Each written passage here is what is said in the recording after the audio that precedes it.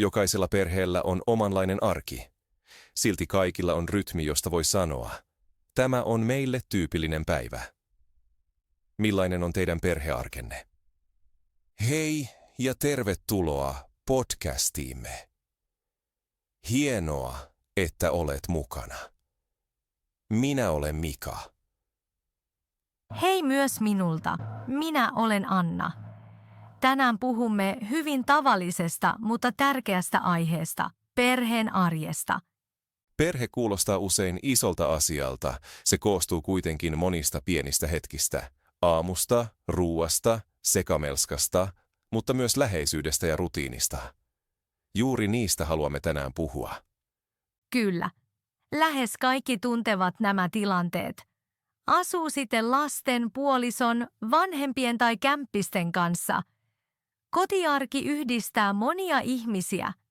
Näissä hetkissä kieli tulee esiin luontevasti. Puhutaan ajasta, ruuasta, suunnitelmista, tunteista. Ihan tavallista. Juuri siksi perhearki on hyvä teema kuulla ja ymmärtää suomea. Sanat ovat tuttuja, tilanteet helppoja kuvitella. Aloitetaan aamusta. Aamu kertoo usein jo paljon päivästä. Oi kyllä. Meillä aamu alkaa harvoin hiljaa. Tyttärestäni tulee herätyskello. Joskus hän huutaa, joskus laulaa. Se on sekavaa, mutta hyvin elävää. Kuulostaa energiseltä. Minulla on rauhallisempaa.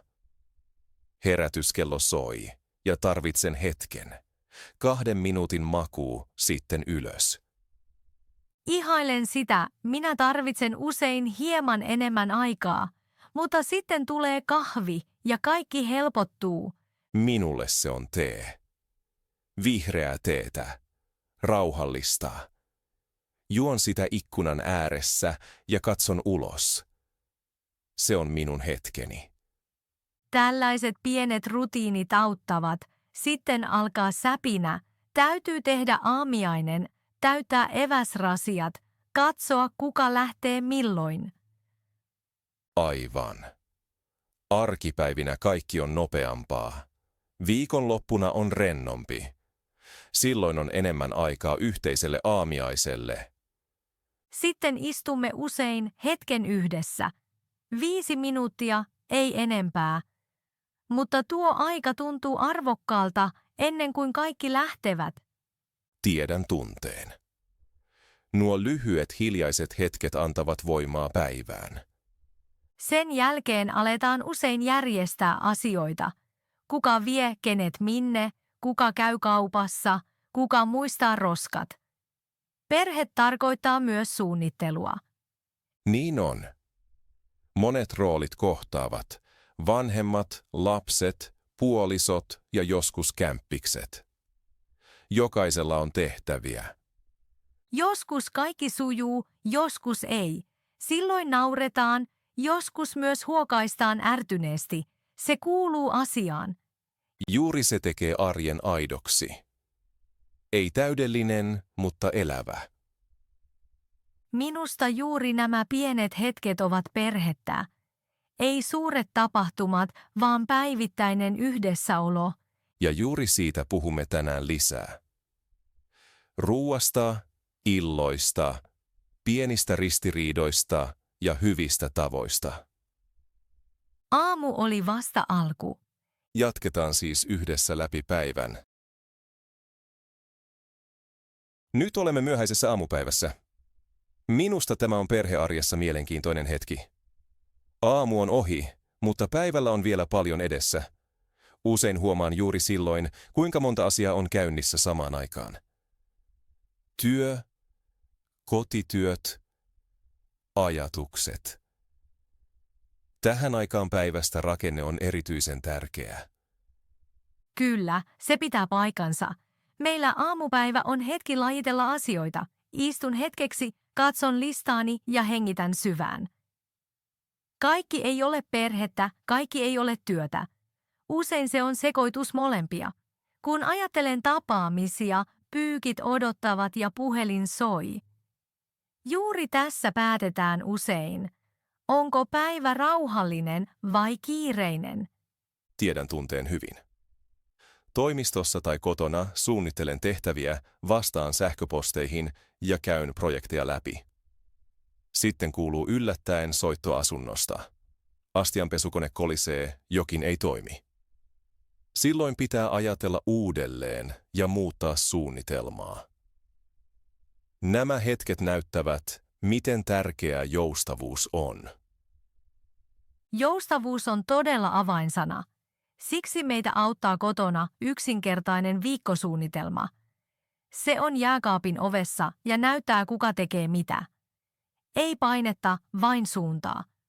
Lapsista se on myös jännittävää. He lukevat tehtävät, puhuvat niistä ja oppivat samalla uusia sanoja. Kieli kuuluu luonnostaan arkeen. Minusta tuo on tosi hyvä. Meillä kimppakämpässä on samanlainen systeemi. Meillä on kyllä sovellus, mutta lopulta keskustelu ratkaisee. Jos ei puhuta, syntyy kaos. Jos puhutaan, syntyy ratkaisuja. Ja joskus myös naurua. Oi kyllä, nauru kuuluu ehdottomasti mukaan. Viime viikolla keskustelimme pienistä tehtävistä. Lopuksi kaikki nauroimme ja tunnelma keveni heti. Lapset huomaavat sen myös. He oppivat, että voi puhua, vaikka kaikki ei suju täydellisesti. Musiikki auttaa minua tällaisissa hetkissä. Kun teen kotitöitä, laitan musiikin soimaan. Silloin siivous on melkein tauko. Liike, rytmi ja työ onkin nopeammin ohi. Meillä siitä tulee usein pieni perhehetki. Lapset tanssivat, me siivoamme. Näin he oppivat, että tehtävät voivat olla myös hauskoja. Ja samalla he kuulevat suomen sanoja ja lauseita. Juuri niin. Kieli ei tapahdu vain kirjassa. Se elää näissä hetkissä. Suunnitellessa, nauraessa ja tehdessä yhdessä. Silti on päiviä, joissa on painetta. Haluaisi tehdä kaiken oikein, mutta opettelen olemaan rennompi. Täydellisyys ei ole arjessa realistista. Tärkeää on suunnitella reilusti ja sallia taukoja. Näen sen samoin. Kaikkea ei tarvitse tehdä tänään. Yksi askel kerrallaan riittää. Kun tiivistän tämän päivän osan, näen 3 apua. Puhua, suunnitella ja säilyttää huumori. Ja pienet rutiinit, jotka antavat tukea ilman että ahdistavat. Näin perhearki pysyy elävänä ja selkeänä. Nyt siirrymme perhearkemme vilkkaaseen osaan. Kommunikointiin. Minusta se on alue, jossa yhden päivän aikana tapahtuu kaikki. Puhutaan, kuunnellaan, ymmärretään väärin, nauretaan, joskus riidellään ja sovitaan taas. Usein tämä alkaa jo lounaalla. Kyllä, tunnistan tämän hyvin. Pöydässä monen tarpeet kohtaavat, yksi haluaa kertoa, toinen syödä rauhassa, joku etsii jotain. Äänet menevät päällekkäin ja huoneessa on yhtäkkiä paljon liikettä. Se ei ole aina helppoa, mutta se kuuluu arkeen. Meillä tapahtuu usein monta asiaa samaan aikaan. Joku kertoo innoissaan koulusta, toinen pyytää suolaa ja tunnelma voi yhtäkkiä muuttua. Silloin on tärkeää pysähtyä hetkeksi. Juuri niin. Tällaisissa hetkissä minua auttaa tietoinen hengitys. Yksi syvä sisäänhengitys, sitten uloshengitys. Sen jälkeen toistan rauhallisesti, mitä haluan sanoa tai kysyä. Se muuttaa tilannetta jo usein. Hyvä keino. Meillä huomaa joskus kehosta, että jokin on pielessä. Joku istuu hiljaa kädet ristissä. Silloin tiedän, nyt ei ole kyse pikkuasioista. Sitten kysyn tietoisesti ja rauhassa. Mikä sinua juuri nyt häiritsee? Avoimet kysymykset ovat todella tärkeitä. Ne näyttävät, että kuuntelet ja haluat ymmärtää. Älä reagoi heti, vaan anna ensin tilaa. Huumori auttaa minua paljon. Kun jännitys kasvaa, yritän joskus rikkoa sen leikillisesti. Pieni sanaleikki, liioiteltu rooli, hassu lause. Usein se riittää tuomaan hymyn kaikille. Huumorilla on yllättävän suuri voima. Meillä se auttaa erityisesti lasten kanssa. Kerran poikani ei suostunut millään syömään vihanneksia. Piirsin kastikkeella pienen naaman lautaselle. Se muutti tunnelman heti. Hänen oli pakko nauraa, ja hän maistoi ainakin yhden palan. Se on luovaa. Se näyttää, että viestintä ei ole pelkkiä sanoja. Ilmeet, eleet ja äänensävy kaikki merkitsevät. Silti on hetkiä, jolloin huumori ei riitä. Silloin tauko on tärkeä. Jokainen menee hetkeksi omiin oloihin, toiseen huoneeseen tai ulos. Etäisyys auttaa ajatuksia järjestymään. Näen asian samalla tavalla. Tauon jälkeen voi puhua selkeämmin. Minua auttaa silloin yksinkertainen lause. Näen, että olet nyt vihainen. Puhutaan siitä myöhemmin.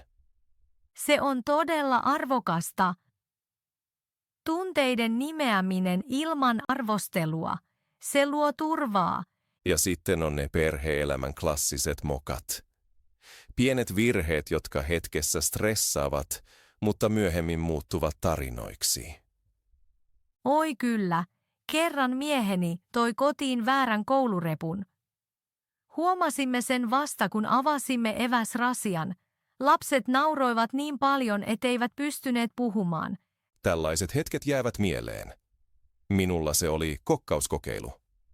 Laitoin riisin tulelle, unohdin veden, kattila savusi ja palovaroitin soi. Sen jälkeen sillä riisillä on ollut meillä oma nimi. Juuri sitä tarkoitan. Virheitä tapahtuu. Kun voimme nauraa niille, ne menettävät painonsa. Perheviestintä tarkoittaa minulle, kysy mieluummin kuin syytä, salli tauot ja säilytä huumori. Ja hyväksy, ettei jokainen päivä ole rauhallinen. Tärkeää on, miten kohtelemme toisiamme. Näin perhe pysyy keskustelussa, vaikka välillä tökkii. Juuri se tekee perheestä elävän ja vahvan. Äsken puhuimme paljon naurusta ja vilkkaista hetkistä. Nyt haluan hidastaa tietoisesti. Kyse on rauhasta. Hiljaiset perhehetket unohtuvat helposti, vaikka ne antavat paljon voimaa. Kyllä, nämä hetket eivät ole äänekkäitä eikä näyttäviä, mutta ne ovat tärkeitä. Meillä ne syntyvät joskus itsestään. Istumme kaikki olohuoneessa, mutta jokainen tekee muuta. Puolisoni lukee lehteä, lapset piirtävät tai rakentavat, ja minä pistelen pientä kuviota. Kukaan ei puhu. Kuulee vain paperin, kynien ja hengityksen äänen. Tämä hiljaisuus tuntuu lämpimältä. Se kuulostaa hyvin rauhalliselta. Minulla tällaisia hetkiä syntyy usein iltapäivällä, kun valo pehmenee ja tulee ikkunasta sisään. Silloin istun nojatuoliin, teen yrttiteen ja katson vain ulos. Ei puhelinta, ei musiikkia, vain katse ja ajatukset, jotka hidastuvat. Juuri sitä tarkoitan. Monet ajattelevat, että perhe on aina äänekäs, mutta hiljainen läheisyys on yhtä vahvaa. Yhteyteen ei aina tarvita sanoja. Muistan hetken, kun tyttäreni nojasi pitkään jalkaani. Emme sanoneet sanaakaan. Myöhemmin hän sanoi vain, se oli ihanaa. Silloin ymmärsin, että hiljaisuus voi luoda läheisyyttä. Se koskettaa minua. Lapset aistivat rauhan usein hyvin suoraan. Ehkä jopa voimakkaammin kuin aikuiset. Siksi yritän suojella tällaisia taukoja tietoisesti. Joskus laitan keittiön pöydälle lapun. Hiljainen alue. Se ei ole kielto, vaan kutsu. Se on kaunis idea. Meillä on oma pieni rituaali. Meillä on äänimalja. Kun napautan sitä kevyesti, kaikki tietävät, nyt hiljennytään. Sen sointi on pehmeä, lähes taianomainen. Lapset pitävät siitä paljon. Pidän tuosta. Hiljaisuus tarvitsee joskus merkin. Ei tiukan, vaan lempeän. Myös valo voi auttaa. vähemmän kirkkautta, vähemmän ääniä. Kyllä. Hiljaisuudessa tapahtuu jotakin sisällä. Mieleen nousee ajatuksia, muistoja, joskus myös huolia. Yritän silloin olla tarttumatta niihin. Hengitän ja annan ajatusten jatkaa matkaa. Jos jokin jää tärkeäksi, kirjoitan sen myöhemmin ylös. Teen samoin. Pieni muistikirja auttaa tyhjentämään pään. Sen jälkeen kaikki tuntuu selkeämmältä. Minusta hiljaisuus auttaa myös riidoissa. Kun ilmapiiri on kireä, lyhyt hiljainen hetki antaa usein enemmän kuin monet sanat. Ehdottomasti. Kävely ikkunalle, raitista ilmaa, muutama hengitys. Sen jälkeen puhutaan eri tavalla. Erityisesti illalla rakastan tätä rauhaa. Kesällä istun usein puutarhassa. Lapset nukkuvat, ilma on lämmin, heinäsirkat sirittävät. Kastelen kukkia ja kuuntelen veden ääntä. Noina minuuteina tunnen kiitollisuutta. Minulla oli sama viime talvena. Paksua lunta satoi. Seisoimme ikkunalla, kukaan ei puhunut. Kaikki äänet olivat vaimeita. Ne 10 minuuttia muuttivat koko päivän. Hiljaisuus on kuin pieni loma keskellä arkea. Kyllä. Ja hiljaisuus on mahdollinen kaikkialla, jos sen antaa tulla. Nyt olemme illassa, lempiajassani. Minullakin. Päivä käy nukkumaan ja me sen mukana. Miten teillä alkaa iltarituaali? 5:30 huudan, ruoka on valmista. Silloin kaikki tulevat omista nurkistaan. Onko teillä kiinteä ruokalista? Maanantai keitto, tiistai pasta, keskiviikko jämät, torstai letut, perjantai pizza. Näin kaikilla on selkeä tieto. Se säästää keskustelua. Meillä kokkaa aina se, joka on ensin kotona. Rohkea idea. Entä jos kukaan ei jaksa? Silloin syömme leipää ja juustoa. Helppoa, nopeaa, hyvää. Ei mitään juustoleipää vastaan. Lapset rakastavat sitä myös. Syödessä kysymme 3 kierrosta. Mikä oli tänään hyvää? Mikä oli vaikeaa? Mitä opimme siitä? Kaunis rakenne. Jokainen saa puheaikaa. Kyllä, jopa hiljainen kämppi saa näin oman hetkensä. Meillä lapset kertovat ensin, sitten me vanhemmat. Näin he kuuntelevat toisiaan paremmin. Syönnin jälkeen teillä tulee varmasti siivous. Totta. Yksi kerää lautaset, toinen pyyhkii pöydän, kolmas käynnistää tiskikoneen. Tiimityö lopettaa sekasotkun nopeammin. Juuri niin. Mitä teette tiskin jälkeen? Himmeennämme valot ja sytytämme kynttilän. Se kertoo. Nyt rauhoitutaan.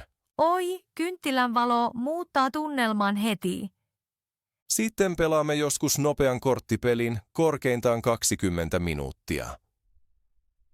Millä korteilla? Uno tai nopea kvartetti. Helppoa, hauskaa, ei suuria sääntöjä.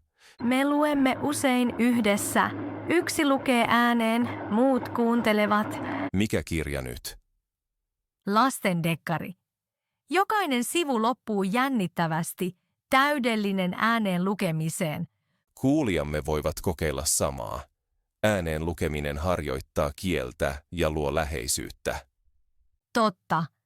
Lukemisen jälkeen viemme lapset nukkumaan. Hampaiden pesu, yöpuku, vielä yksi suukko. Entä sitten? Sohva-aika. Kyllä, puolisoni ja minä istumme teekuppien kanssa sohvalle. Joskus puhumme, joskus olemme hiljaa kuin omassa rauhupilvessä. Minä käyn usein kävelyllä, 10 minuuttia korttelin ympäri. Raikas ilma selkiyttää pään. Hyvä päätös. Onko musiikkia korvissa? Ei, kuuntelen hiljaista kaupunkia, renkaiden huminaa, kaukaisia ääniä. Melkein kuin oikean elämän kuunnelma. Juuri niin.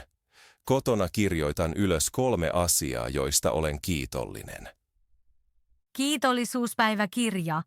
Suosittelen sitä usein ystäville. Se päättää päivän positiivisesti. Jopa vaikeina päivinä löydän pieniä valoja. Mika, onko iltoja, jotka eivät suju? Totta kai. Joskus tulee sähköposti, joka stressaa, tai joku riitelee myöhään. Mitä teet silloin? Laitan ajastimen, 10 minuuttia saa harmittaa, sitten tietoinen sammutus. Kuulostaa helpolta, mutta toimii. Hyvä kikka. Meillä on reset-nappi jääkaapissa, punainen magneetti. Kun joku nostaa sen ylös, se tarkoittaa uusi alku, vaihdetaan aihetta. Mahtavaa. Visuaaliset merkit toimivat vahvasti, erityisesti lapsille. Tyttömme käyttää sitä usein, kun läksyt menivät pieleen. Näin kaikki oppivat, että epäonnistuminen on ok ja uusi aloitus mahdollinen. Juuri niin. Resetin jälkeen hengitämme 3 kertaa syvään ja jatkamme.